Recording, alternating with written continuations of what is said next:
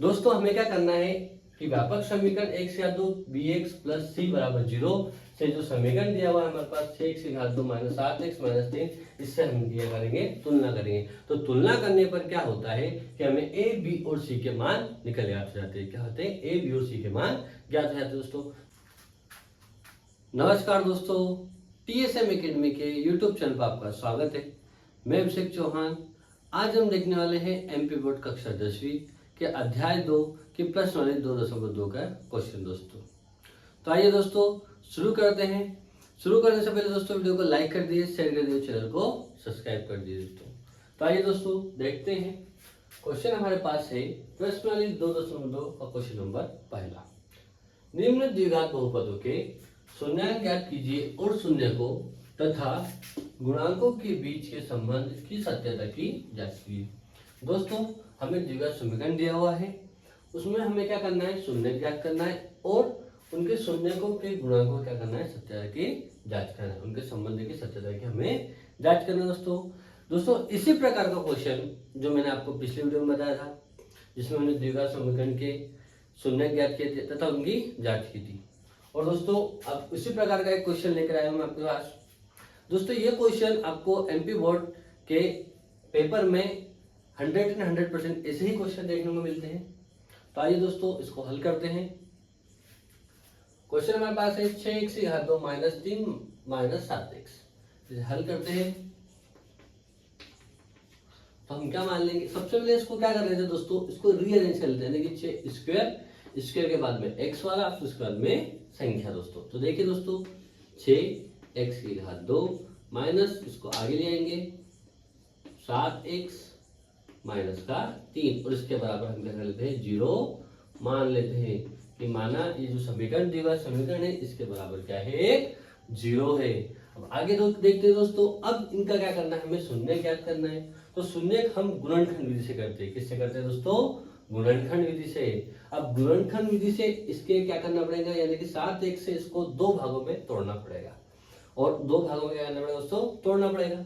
तो इसमें बच्चे बहुत ही कंफ्यूज होते हैं कि सर किस प्रकार तोड़े, कैसे तोड़े। अब यहाँ तक बच्चों को यह पता रहता है कि अंतिम संख्या और आगे की संख्या इन दोनों को क्या करते हैं, गुणा। क्या करते हैं दोस्तों, अंतिम संख्या और आगे की संख्या इन दोनों का हम गुणा करते हैं। जैसे 6 का 3 में किया तो क्या है, 6 या 18। इधर लिख लेते हैं क्या है दोस्तों, 18। उसके बाद यहाँ पर क्या है, 7 है। क्या है यहाँ पर, 7 है। यानी कि यहाँ से हमें पता चलता है कि गुणा करने पर 7 आना चाहिए और अंतिम संख्या के आगे का चिन्ह। दोस्तों पिछली वीडियो में आपको बताया था कि ये संख्या और इन दोनों का क्या करते हैं, गुणा करते हैं। तो 6 या 18, ये दोनों संख्या क्या करते हैं, गुणा करते हैं। तो क्या आया, 6 या 18 आया। फिर उसके पश्चात अंतिम संख्या के आगे का चिन्ह क्या है, माइनस। तो ये माइनस और इसके आगे का चिन्ह क्या है, 7। इसका क्या है, 7, वो भी क्या है, माइनस का। यानी कि माइनस करने पर -7 आना चाहिए। आया समझ दोस्तों? एक बार फिर से देख लीजिए। अंतिम संख्या और x की घात 2 की आगे की संख्या, इन दोनों का गुणा करते हैं। दोनों का गुणा किया तो 6 या 18 दोस्तों। उसके पश्चात अंतिम संख्या के आगे का चिन्ह क्या था, माइनस। तो यहाँ पर माइनस और उसके बाद यहाँ पर क्या है, x के साथ में 7 है। क्या है, माइनस का 7। तो ये -7। अब यहाँ से हमें क्या पता चलता है कि गुणा करने पर क्या रहना चाहिए, 18 आना चाहिए। क्या आना चाहिए, 18 आना चाहिए। और घटाने पर यानी माइनस करने पर माइनस का 7 आना चाहिए। अब बच्चे सोचते हैं कैसे होगा, 18 7 कैसे आएगा। तो टेंशन लेने की जरूरत नहीं है। स्टार्टिंग से देखिए 18 किस किस के बारे में आता, 18 किस किस के बारे में आता है दोस्तों। बोलते एक के बारे में कितनी बार में, तो 18 बार में। ट्राई कर 18। फिर उसको माइनस करके देखिए, यानी कि 18 में से 1 जाएगा तो क्या बचेगा, 17। यानी कि ये हो रहा है क्या, नहीं हो रहा है तो कोई परेशानी की बात नहीं है। इसके अगली संख्या देखनी चाहिए। इसके बाद अगली संख्या, अगला ऐसा कौन सा पारा है जिसके पारे में क्या रहना चाहिए, 18 आना चाहिए।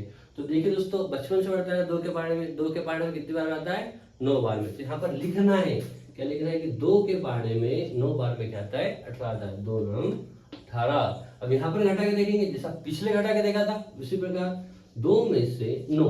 अब 2 में से तो 9 जाती नहीं, मतलब 9 में से 2 जाएंगे तो कितने बचेंगे, 7। और बड़ी संख्या माइनस की है तो ये माइनस का 7 आया। दोस्तों कितना आसान है करना। इसी प्रकार हम अलग अलग चेक करेंगे। पिछली वीडियो में आपको बताया था मैंने, और इस वीडियो में इस प्रकार भी आसानी से आ गया है। तो टेंशन लेने की कोई जरूरत नहीं है। देखिए दोस्तों अब यहाँ पर 7 के साथ में क्या है, x है, तो यहाँ पर 7 के साथ में कुछ नहीं है x, तो इधर भी x लगेगा, इधर भी x और इधर भी x, तो यानी कि -7x को ऐसा थोड़ा प्लस का 2x और माइनस का 9x। दोस्तों वीडियो को जरूर लाइक कीजिए दोस्तों।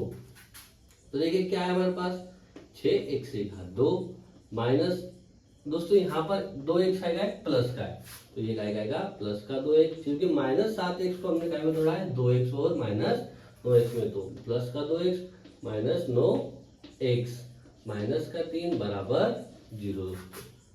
अब आगे देखिए दोस्तों, इसको तो हमने गुणनखंड के रूप में क्या कर दिया है, तोड़ दिया है। क्या कर दिया दोस्तों, इसको तोड़ दिया है। अब यहाँ से हम क्या लेंगे, कॉमन लेंगे। क्या लेंगे दोस्तों, कॉमन। तो आइए दोस्तों कॉमन कैसे लेते हैं, पिछले वीडियो में आपको मैंने बता दिया था कि कॉमन किस प्रकार से लेते हैं, अभी भी देखते हैं दोस्तों।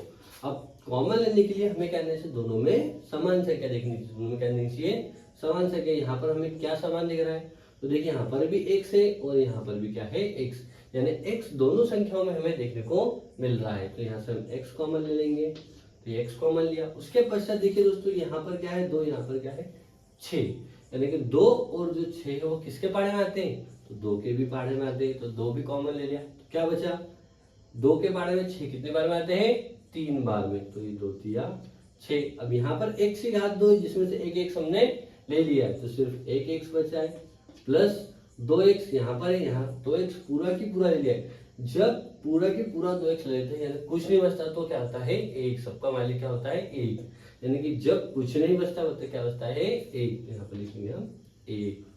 अब यहाँ पर देखिए दोस्तों माइनस का माइनस। अब इन दोनों संख्या में देखिए दोस्तों, इन दोनों संख्या में क्या कॉमन दिख रहा है, यानी कि x यहाँ पर इधर x है क्या नहीं, तो x कॉमन नहीं आएगा। इन दोनों में क्या दिख रहा है 9 और 3, यानी कि देखते हैं 9 और 3 किसके बारे में आता है, 3 के, तो ये 3 के बारे में आता है।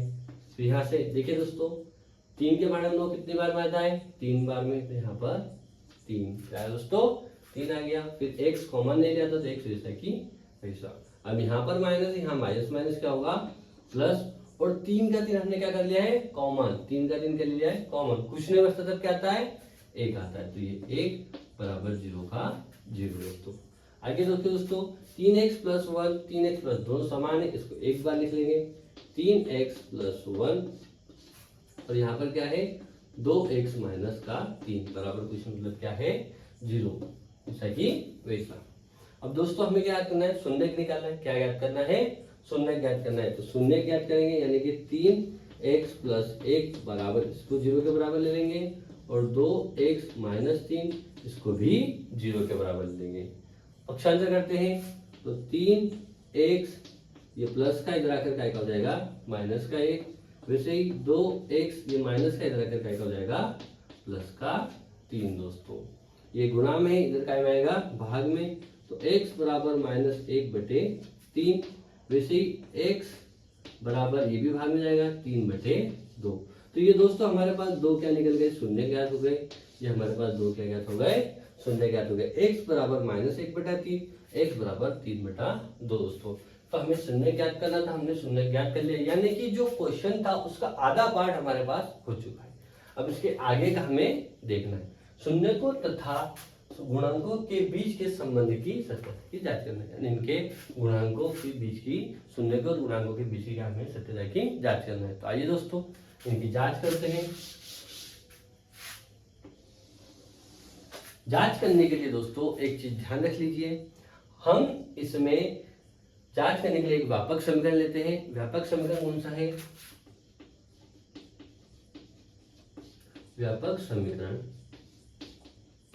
ax/2 plus bx plus c बराबर 0।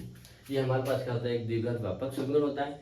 इससे हम इस समीकरण की क्या करते हैं, तुलना करते हैं। क्या करते हैं दोस्तों, इस समीकरण से इस समीकरण की तुलना करते हैं। उसके बाद हमारे पास 2 सूत्र होते हैं, एक शून्यकों का योगफल, एक शून्यकों का गुणनफल, उनसे उसकी क्या करते हैं जांच करते हैं। तो व्यापक समीकरण ax/2 plus bx plus c बराबर 0 से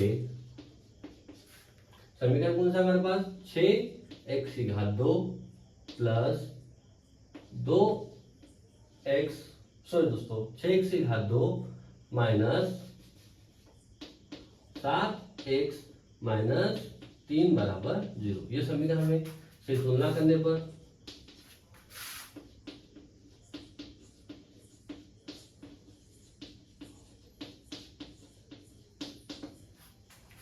दोस्तों हमें क्या करना है कि व्यापक समीकरण x या दो bx प्लस c बराबर 0 से जो समीकरण दिया हुआ है हमारे पास 6x की घात 2 माइनस 7x माइनस 3, इससे हम क्या करेंगे, तुलना करेंगे। तो तुलना करने पर क्या होता है कि हमें a, b और c के मान निकल ज्ञात हो जाते हैं। क्या होते हैं, a, b और c के मान ज्ञात हो जाते हैं। दोस्तों वीडियो को शेयर कीजिए ज्यादा लोगों तक और चैनल को सब्सक्राइब कीजिए।